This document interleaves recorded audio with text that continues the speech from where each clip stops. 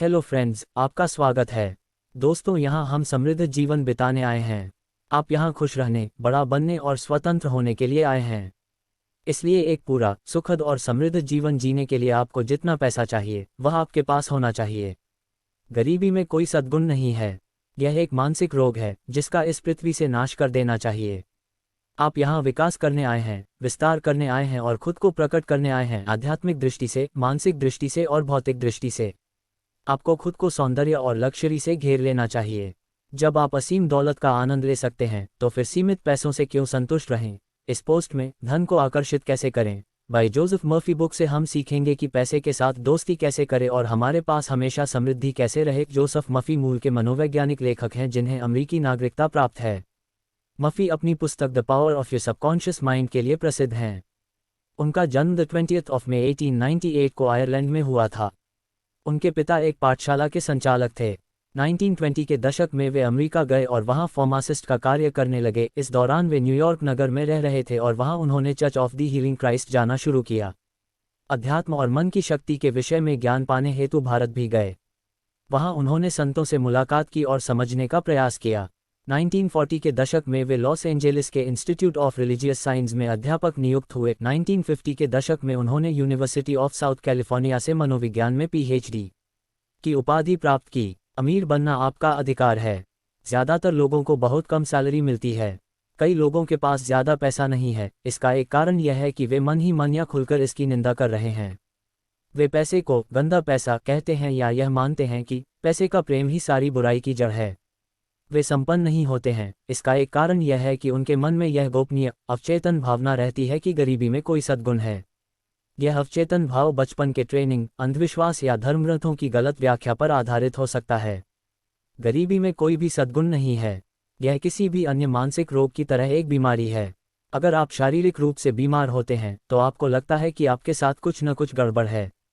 ऐसे में आप मदद लेना चाहेंगे और अपनी बीमारी का इलाज करने की कोशिश करेंगे। इसी तरह, अगर आपके जीवन में पर्याप्त धन लगातार प्रवाहित नहीं हो रहा है, तो आपके साथ कोई न कोई बुनियादी गड़बड़ है। धन संबंधी सभी अंधविश्वासी मान्यताओं से तुरंत मुक्ति पालें। कभी भी पैसे को बुरा या गंदा न मानें। अगर आप ऐसा करते हैं, तो पैसे के पंख लग जाएंगे और यह उड़कर आपसे दूर चला जाएगा। याद रखें, आप जिसकी निंदा करते हैं, उसे खो देते हैं। फॉर एग्जाम्पल, कुछ लोग कहेंगे, ओह, लोग पैसे के लिए लोगों की जान ले लेते हैं। वे पैसे के लिए चोरी करते हैं। यह सच है कि पैसा बहुत ज़्यादा अपराधों से संबंध रखता है, लेकिन इससे यह बुरा नहीं बन जाता। कोई आदमी किसी की जान लेने के लिए किसी दूसरे को $50 देता है। उसने एक विनाशकारी उद्देश्य से पैसे का दुरुपयोग किया है। इसी तरह आप बिजली का इस्तेमाल किसी की जान लेने के लिए कर सकते हैं या इससे घर को रोशन कर सकते हैं। आप पानी का इस्तेमाल किसी बच्चे की प्यास बुझाने के लिए कर सकते हैं या इसमें उसे डुबा भी सकते हैं। आप आग का इस्तेमाल किसी बच्चे को गर्मी देने या उसे जलाकर मार डालने के लिए कर सकते हैं। इसी तरह यह आप पर है कि पैसे के बारे में आप क्या सोचते हैं। एक और उदाहरण यह है कि आप अपने बगीचे से मिट्टी लाकर अपने कॉफ़ी के कप में डाल देते हैं। आपने गलत किया है। बुराई आपकी है। मिट्टी बुरी नहीं है, न ही कॉफ़ी है। मिट्टी को गलत जगह पर डाला गया है। इसकी असली जगह आपका बगीचा है। ईश्वर नहीं चाहता कि आप किसी झोपड़ी में रहें या भूखे रहें। ईश्वर चाहता है कि आप खुश, समृद्ध और सफल हों। ईश्वर अपने सभी कामों में हमेशा सफल रहता है, चाहे वह तारा बनाना हो या कायनात। पैसे का प्रेम अगर बाकी सारी चीज़ों से प्रबल होगा, तो आप एक तरफा और असंतुलित हो जाएंगे। आप संसार में अपनी शक्ति या सत्ता का समझदारी से इस्तेमाल करने आए हैं। कुछ लोग शक्ति की चाह रखते हैं, बाकी पैसे की। अगर आपका दिल पैसे पर लट्टू हो जाता है और आप कहते हैं, बस मैं तो इसी को चाहता हूँ, मैं अपना सारा ध्यान पैसे को इकट्ठा करने पर केंद्रित करने जा रहा हूँ, दूसरी कोई चीज़ मायने नहीं रखती, तो आप पैसा कमा सकते हैं और दौलत इकट्ठी कर सकते हैं, लेकिन आप भूल रहे हैं कि आप यहाँ पर एक संतुलित जीवन जीने के लिए आए हैं। इंसान सिर्फ रोटी से ही नहीं जीता है। एक आदमी यह कहकर अपने अवचेतन मन का सहयोग हासिल कर सकता है, मैं हर दिन समृद्ध हो रहा हूँ। हर दिन मेरी दौलत और बुद्धिमानी बढ़ रही है। हर दिन मेरी दौलत बढ़ रही है। मैं आर्थिक दृष्टि से तरक्की कर रहा हूँ, विकास कर रहा हूँ और आगे बढ़ रहा हूँ। इन कथनों से मन में कोई संघर्ष उत्पन्न नहीं होगा और आप धन को आकर्षित करेंगे। मिसाल के तौर पर, अगर किसी सेल्समैन की जेब में सिर्फ 10 सेंट हैं, तो वह आसानी से यह स्वीकार कर सकता है कि कल उसके पास ज़्यादा पैसे हो सकते हैं। अगर उसने कल एक जोड़ी जूते बेचे थे, तो उसके भीतर ऐसा कुछ नहीं है जो कहे कि उसकी बिक्री नहीं बढ़ सकती। वह इस प्रकार के कथनों का इस्तेमाल कर सकता है, मेरी बिक्री हर दिन बढ़ रही है, मैं तरक्की कर रहा हूं और आगे बढ़ रहा हूं। वह पाएगा कि ये मनोवैज्ञानिक रूप से ठोस हैं। उसका मन इन कथनों को सच मान लेगा और उसे मनचाहा फल देगा। लक्ष्य का होना भी जरूरी है। अमीर बनने की राह में लक्ष्य का होना भी जरूरी है। बिना लक्ष्य के हम कुछ भी नहीं पा सकते, क्योंकि जब हमें पता ही नहीं कहाँ जाना है तो आप कहीं भी नहीं पहुंचेंगे। लक्ष्य को स्वीकार करने से लक्ष्य की प्राप्ति के साधन अपने आप आ जाते हैं। यकीन करें कि मनचाही चीज़ इसी समय आपके पास है और आप इसे पालेंगे। दूसरों के प्रति कटु और ईर्ष्यालु न हो। आपने लोगों को यह कहते सुना होगा, इस आदमी का गोरख धंधा है, वह एक ठग है, वह बेईमानी से पैसे कमा रहा है, वह धोखेबाज है। मैं उसे तब जानता था जब उसके पास कुछ नहीं था। वह कुटिल है, चोर है और दगाबाज है। अगर आप यह बोलने वाले आदमी का विश्लेषण करते हैं तो आप पाते हैं कि वह आमतौर पर अभाव में है या किसी आर्थिक अथवा शारीरिक बीमारी का शिकार है। शायद कॉलेज के उसके पुराने मित्र सफलता की सीढ़ी पर ऊपर पहुंच गए और उससे ज़्यादा अच्छी स्थिति में पहुंच गए। उनकी प्रगति देखकर वह कटु और ईर्ष्यालु हो गया है। कई मामलों में यही उसके पतन का कारण होता है। इन सहपाठियों के बारे में नकारात्मक तरीके से सोचने और उनकी दौलत की निंदा करने का नतीजा यह होता है कि जिस दौलत और समृद्धि के लिए वह प्रार्थना कर रहा है वह गायब हो जाती है और दूर चली जाती है। वह जिन चीज़ों के लिए प्रार्थना कर रहा है दरअसल उन्हीं की निंदा कर रहा है। वह दो तरफा प्रार्थना कर रहा है। एक तरफ तो वह कह रहा है, ईश्वर मुझे समृद्ध बना रहा है, और अगली ही सांस में मन ही मन या जोर से वह कह रहा है, मैं उस आदमी की दौलत से द्वेष करता हूँ। हमेशा दूसरे व्यक्ति को दुआ दें, हमेशा उसकी समृद्धि और सफलता पर खुश हों। ऐसा करके आप खुद को दुआ देते हैं और समृद्ध बनाते हैं। अमीरी की राह। जैसा कि पोस्ट के शुरुआत में बताया गया है कि गरीबी एक मानसिक रोग है और इसे ठीक किया जा सकता है। अमीरी दिमाग से जुड़ी होती है। आइए एक पल के लिए मान लेते हैं कि किसी डॉक्टर का डिप्लोमा चोरी हो जाता है। उसके ऑफिस की सारी मशीनें भी चोरी हो जाती हैं। आप इस बात से सहमत होंगे कि उसकी दौलत उसके दिमाग में है।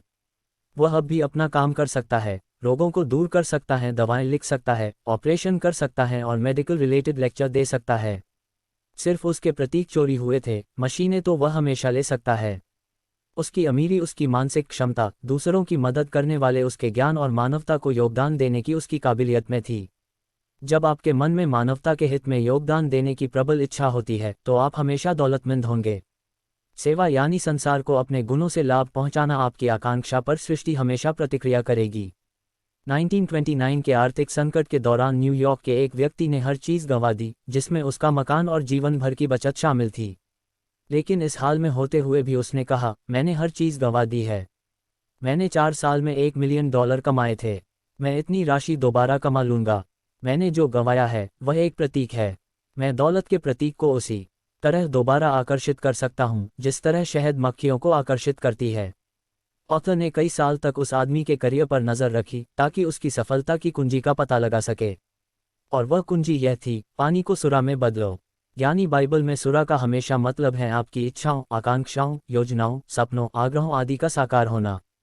दूसरे शब्दों में, ये वे चीज़ें हैं जिन्हें आप हासिल करना और साकार करना चाहते हैं। उसने बाइबल का यह हिस्सा पढ़ा और वह जान गया कि यह आदर्श स्वास्थ्य, खुशी, मानसिक शांति और दौलत का जवाब था।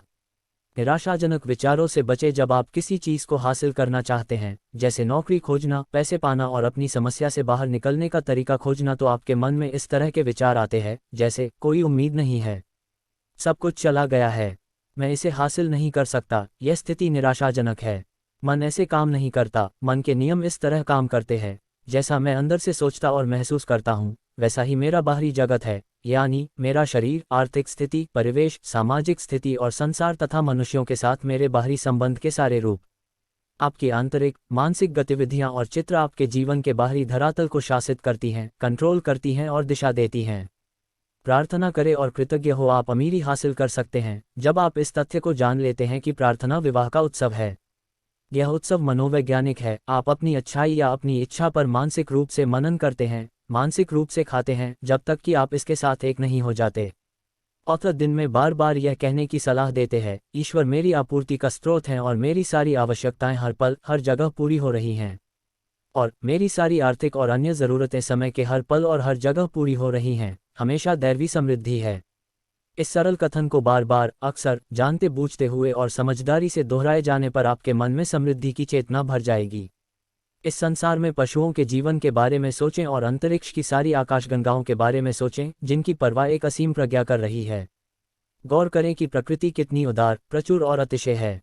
समुद्र की मछलियों के बारे में सोचें, जिन्हें खाना मिल रहा है। साथ ही आसमान के पक्षियों के बारे में भी सोचें। दैवी बुद्धिमत्ता को अपना मार्गदर्शक बनने दें। अपने भीतर की बुद्धिमत्ता को सभी तरीकों से अपना नेतृत्व करने दें, मार्गदर्शन करने दें और शासित करने दें। अपना आग्रह इस अंदर वास करने वाली उपस्थिति के हवाले कर दें और अपने दिल तथा आत्मा में जान लें कि यह चिंता को दूर कर देगी, घाव को भर देगी और आपकी आत्मा को दोबारा संभाव व शांति तक पहुंचा देगी। अपने दिल और दिमाग को खोलें और कहें, ईश्वर मेरा पायलट है। वह मेरा नेतृत्व करता है। वह मुझे समृद्ध बनाता है। वह मेरा परामर्शदाता है। मैं एक मार्ग हूँ जिसके जरिए ईश्वर की दौलत अनंत रूप से, प्रचुरता में और मुक्तता से प्रवाहित होती है। इस प्रार्थना को अपने दिल पर लिख लें, इसे अपने दिमाग पर अंकित कर लें। ईश्वर की महिमा की प्रकाश रेखा पर केंद्रित रहें। जो मनुष्य अपने मन की आंतरिक कार्यप्रणाली नहीं जानता है, वह बोझ, चिंताओं और तनावों से भरा रहता है। वह यह नहीं सीख पाया है कि कैसे अपना बोझ अंदर वास करने वाली उपस्थिति पर डालकर मुक्त हुआ जाता है।